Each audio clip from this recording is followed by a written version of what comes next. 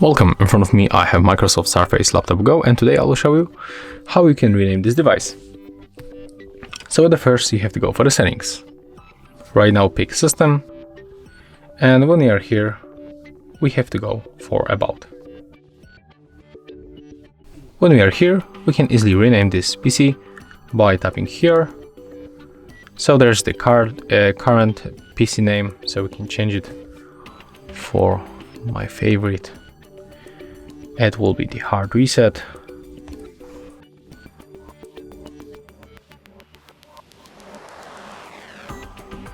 Oh, I just miss the big letter.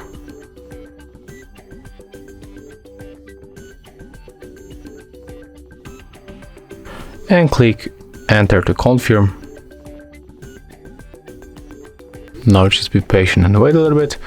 And as you can see, we have to restart our device. So let's make it.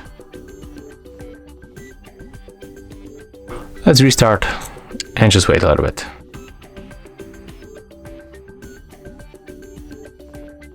As you can see right now, our device is activated, so we can enter by typing our protection password.